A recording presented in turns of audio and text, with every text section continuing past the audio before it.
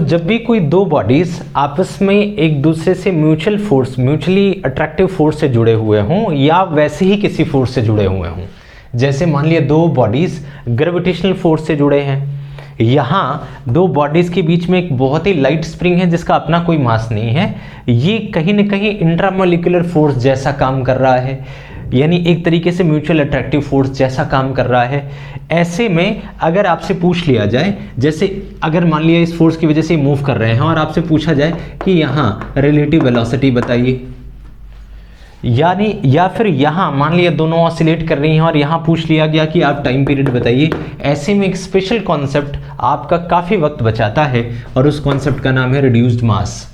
ये हमारी कैसे मदद करता है, आइए इस बात का डिस्कशन करते हैं। लेकिन उससे पहले एक लाइव एग्जांपल समझिए कि इसका रिड्यूस्ड मास नाम क्यों हुआ। किसी सर्किट के प्लस पॉइंट और माइनस पॉइंट के बीच में एक रजिस्टर जुड़ा हुआ है, मान लिया इसका 10 ओम है, तो इन दोनों के बीच में वायर की से जुड़ा हुआ रजिस्टर या फिर net resistance of the system 10 ओम कहा जाएगा।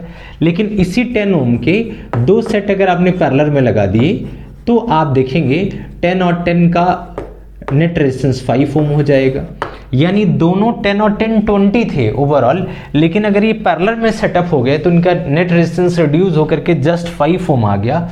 इसको कहते हैं रिड्यूस्ड रेजिस्टेंस।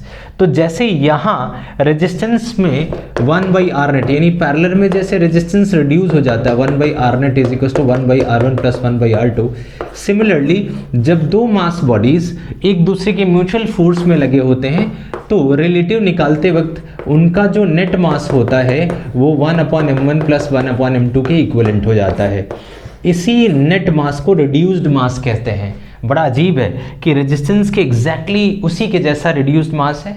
जी हाँ, 1/mnet 1/m1 प्लस 1/m2 के एग्जैक्टली इक्विवेलेंट होता है। तो आप उस वक्त एक रिड्यूस्ड मास में ये वाला टर्म यूज कर सकते हैं। अगर रेसिप्रोकल सॉल्व करें तो m रिड्यूस्ड का फॉर्मूला बनेगा m1 m2 upon m1 plus m2, m1 plus m2। इसको सॉल्व करेंगे, एलसीएम लेंगे और फिर रेसिप्रोकेट करेंगे तो exactly m1 m2 upon m1 plus m2 बन जाएगा। इसी को आप रिड्यूस्ड मास कहते हैं। अब ये आइडिया कहाँ से आया? वैसे तो इतना ही है अपने काम का कि हमेशा म्यूचुअल फोर्सेस में रिलेटिव निकालते वक्त मास भी रिड्यूस्ड फॉर्म में लेना है और उसका ये फॉर्मूला याद रखना है। ये रेजिस्टेंस के रिडक्शन जैसा ही है।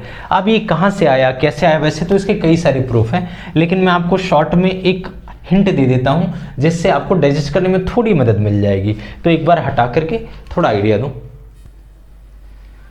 मान लिया हमारे पास सीन है m1 और m2 का और ये दोनों एक दूसरे की तरफ मूव कर रहे हैं म्यूचुअल अट्रैक्शन फोर्स F की वजह से। अब ये इसको F लगा रहा होगा तो ये भी इसको F लगा रहा होगा, लेकिन इसके अंदर एक्सेलरेशन अलग आ सकती है और इसके अंदर एक्सेलरेशन अलग आ सकती है। क्यों? क्योंकि दोनों के मासेस अलग हैं। फोर्स का फॉर्मूला m/2 है, तो अगर मास अलग है तो सेम फोर्स के लिए एक्सेलरेशन अलग अलग होगा।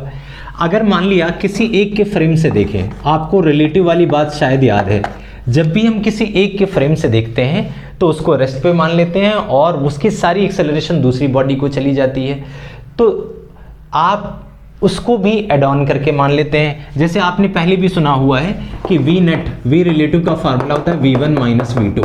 अगर कोई अपोजिट डायरेक्शन में आ रहा है तो v1 माइनस माइनस v2 लिखा जा सकता है। तो एक तरीका ये है कि अगर यहाँ एक्सेलरेशन निकालना है तो a1 माइनस माइनस a2, क्योंकि अपोजिट डायरेक्शन में आ रहे हैं तो a2 लिख सकते हैं। अब a1 का फार्मूला हो जाएगा f अपॉन m1 और a2 का फार्मूला हो जाएगा f अपॉन m2। अगर आप ध्यान से देखें तो आप कॉमन लेंगे तो ये फार्मूला हो जाएगा 1 upon m1 plus 1 upon m2। अगर आप ध्यान से देखें तो a रिलेटिव हमेशा से ए रिलेटिव, ये जो फार्मूला आ रहा है 1 अपॉन f1, आप चाहें तो ए रिलेटिव अगर पूरे सिस्टम के ऊपर देखें या किसी एक के ऊपर देखें तो फोर्स तो F लगा हुआ है अपॉन, अगर सिस्टम के ऊपर लगे हुए फोर्स को F मान लें और मास भी रिड्यूस्ड के फॉर्मेट में ले लें तो ये आ रहा है 1 upon m1 plus 1 upon m2। F से F डिडक्ट हुआ तो 1 by reduced mass 1 upon m1 plus 1 upon m2 के इक्विवेलेंट हुआ। तो बड़ा ही सिंपल सा फॉर्मूला, जस्ट सम अप करके आ गए। इसी को ऐसे भी सोच सकते थे कि किसी एक के रेफरेंस से अगर मैं सोच रहा हूं तो इसके ऊपर एक फोर्स F लगा हुआ है, दूसरा ये इसकी जो भी एक्सेलरेशन है इसको अगर ये रेस्ट पे मान लोगे तो लगेगा कि ये वाली बॉडी इसी एक्सेलरेशन के साथ आ रही है, यानी एक एडिशनल एक्सेलरेशन, इसको सूडो एक्सेलरेशन भी कह सकते हैं। जब सूडो का मतलब क्या है, रियलाइज होना, ऐसा लगना, ऐसा आभास होना। m1 यहाँ रेस्ट में है तो a1 से चल रहा है, तो उसको लगेगा कि मैं a1 से नहीं चल रहा, m2 a1 से आ रहा है, यानी उसके ऊपर जो सूडो फोर्स आ गया वो मेरे बराबर का आ गया। यानी m2 मास के ऊपर जो सूडो एक्सेलरेशन आ गया वो a1 का आ गया, क्योंकि मेरा एक्सेलरेशन उसमें एड ऑन हो गया। तो अपॉन जिस बॉडी जो मेरी तरफ आ रही है उसका ओवरऑल कितना है मास, तो m2 आ गया। तो अगर आप चाहें तो f plus m2 f upon m1 लिख सकते हैं, क्योंकि a1 को f अपॉन m1 लिखा जा सकता है, अपॉन m2। फिर से वही अगर सुलझाया तो अगर आपने सुलझाया तो f कॉमन आ गया, कॉमन आने के बाद m1 plus m2 upon m1 m2 आ गया।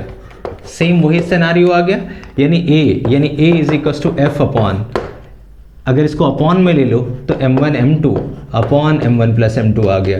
यानी एक्सेलरेशन ए का फार्मूला पहले से भी जानते हैं, f अपॉन m होता है।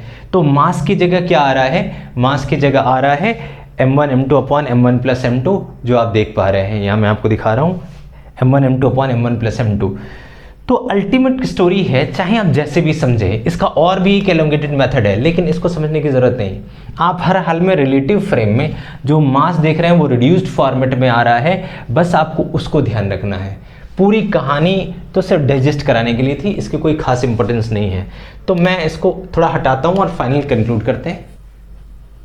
सो ओवरऑल देखें तो कंक्लूजन ये है कि आपको बस इतनी बात याद रखनी है कि रिड्यूस्ड मास का फार्मूला 1/m1 प्लस 1/m2 है, और ये कब लगाना है, जब दो बॉडीज म्यूचुअली एक दूसरे के अट्रैक्शन में या म्यूचुअल जैसे किसी फोर्स के अट्रैक्शन में लगे हुए हों। तो अब क्वेश्चंस में हमारी कैसे मदद करने वाला है, आइए एक एग्जाम्पल क्वेश्चन के साथ करते हैं, एक क्वेश्चन ले लेते हैं। सो आइए सबसे पहले क्वेश्चन 1 देखिए ध्यान से, इसको आप पॉज कर सकते हैं वीडियो को और ध्यान से पढ़ सकते हैं। क्वेश्चन का मतलब ये है, दो बॉडीज हैं m1 m2 और इनफाइनाइट दूर हैं एक दूसरे से इनिशियली, और बाद में क्या होता है वो एक दूसरे की तरफ चलना शुरू करते हैं। अब जब वो r डिस्टेंस पे आ जाएंगे एक दूसरे से, तो आपको बताना उनकी रिलेटिव वेलोसिटी कितनी होगी। ये है एंटायर क्वेश्चन। अब आप ध्यान से समझिए इसको कि जब ये इनफाइनाइट डिस्टेंस पे थे तो इनकी पोटेंशियल एनर्जी कितनी थी, तो 0। जब ये r डिस्टेंस के ऊपर आ गए तो इनकी पोटेंशियल एनर्जी कितनी हो गई, तो Gm1 m2 अपॉन r, आप ये ले सकते हैं। अब आप सोचिए कि जब ये इनफाइनाइट डिस्टेंस पे थे और जब ये यहाँ आए तो पोटेंशियल एनर्जी का जो चेंज हुआ वही सिस्टम की काइनेटिक एनर्जी बन गया होगा। बेसिक अप्रोच आप ध्यान रखिए, change in potential energy becomes kinetic energy. तो मेरे कहने का मतलब ये है कि 0 से Gm1 m2 अपॉन r तक जो चेंज आया इस अमाउंट का आया Gm1। हालांकि आप चाहें तो इसमें एक और बात ध्यान से समझ सकते हैं, अगर हम साइन कन्वेंशन की बात करें तो आपको आइडिया है कि दोनों बॉडीज के बीच में फोर्स अट्रैक्टिव है तो साइन माइनस होगा। तो आप जो फाइनल एनर्जी लेंगे वो माइनस में, कभी भी अट्रैक्टिव फोर्स के लिए जो पोटेंशियल एनर्जी होती है वो माइनस में, और रिपल्सिव है तो प्लस में ली जा सकती है, तो माइनस में। अब आप चेंज इन पोटेंशियल एनर्जी निकालेंगे तो 0 माइनस माइनस दिस, तो ओवरऑल ये अमाउंट आ जाएगा Gm1 m2 अपॉन r। अब ये तो रहा अमाउंट, ये ही पोटेंशियल एनर्जी का चेंज इस पूरे एंटायर सिस्टम की काइनेटिक एनर्जी बनने वाला है। अब जब ये एंटायर सिस्टम की काइनेटिक एनर्जी बनेगा तो आप पूरे एंटायर सिस्टम को, आपको यही एक खेल है, आपको एंटायर सिस्टम को एक रेफरेंस में ले लेना है। आप जब एंटायर सिस्टम की काइनेटिक एनर्जी, यानी सबसे पहले काइनेटिक एनर्जी ऑफ सिस्टम, वो किस चीज़ के, तो चेंज इन पोटेंशियल एनर्जी की। अब जब आप सिस्टम की बात करेंगे और रिलेटिव वेलोसिटी लेंगे तो मास भी रिड्यूस्ड लेना पड़ेगा, क्योंकि क्वेश्चन में रिलेटिव वेलोसिटी निकालना है। तो यहाँ मास लेना पड़ेगा म्यू का मतलब रिड्यूस्ड मास, और इसका स्क्वायर किस चीज़ के बराबर है, तो Gm1 m2 अपॉन r के। अब म्यू की वैल्यू आपको पता है, म्यू क्या लिख सकते हैं, m1 m2 upon m1 plus m2, बिना किसी दिक्कत के, इंटू वी रिलेटिव का square is equal to Gm1 m2 upon r। आ गया, प्रॉब्लम सॉल्व। कैसे, m1 m2 से m1 m2 काट दिया, ये m1 plus m2 right side चला जाएगा, 2 भी राइट साइड चला जाएगा और रिड्यूस्ड वेलोसिटी की वैल्यू आ जाएगी। तो आई होप आपने क्वेश्चन ध्यान से देख लिया। मैं हटा देता हूँ, इसका फाइनल आंसर शो कर देता हूँ, आप स्क्रीनशॉट ले सकते हैं, आपको ये पता लग जाएगा। सो मैंने इसको उठा करके यहाँ रख दिया है, 2 को ट्रांसफर किया, m1 m2 को दूसरी साइड ले आया, तो v रिलेटिव 2g और माइनस वाली चीज़ यहाँ प्लस में, डिवाइड वाली चीज़ यहाँ मल्टीप्लाई में आ गई और अपॉन r। सो फाइनली जो रिलेटिव वेलोसिटी का फार्मूला है वो √2g m1 + m2 upon r आ गया। तो आई होप आपको समझ आ गया। बड़ा ही पॉपुलर सा क्वेश्चन है, इसको कैसे डील करना है आपको आइडिया लगा। एक और क्वेश्चन इसका मैं बता देता हूँ, क्वेश्चन नंबर 2 जो स्प्रिंग बेस्ड है, उसके ऊपर भी बहुत फेमस क्वेश्चंस हैं, कुछ कुछ आ सकते हैं आपके एग्जाम में, आइए जरा उसको भी देखें।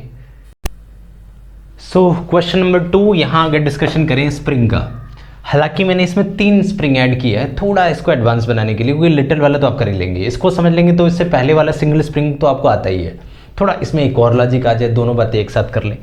तो जैसे एग्जाम्पल के लिए अभी यहाँ 2 स्प्रिंग सीरीज में है और एक उसके पैरेलल में है।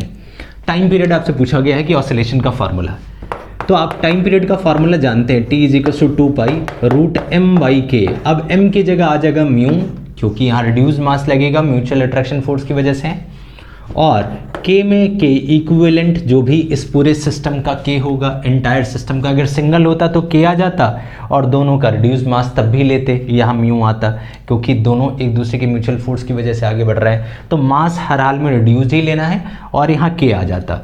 अभी इसको सॉल्व करने का तरीका क्या होगा, सबसे पहले तो समझिए रिड्यूस्ड मास।